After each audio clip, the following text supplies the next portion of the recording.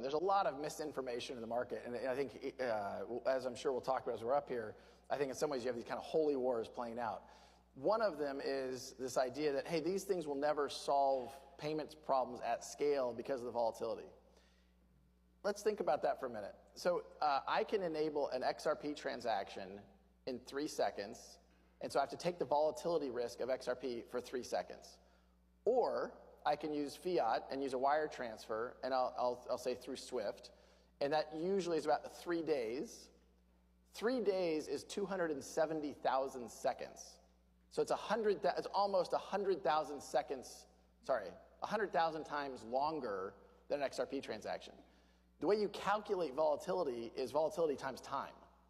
So if you reduce the time by a dramatic amount, even if the volatility is a lot higher, you actually have less volatility risk through an XRP transaction than you do a fiat transaction with SWIFT. Now, the other thing I'll point out is, people will say, well, couldn't XRapid use Bitcoin? And the answer actually is it could.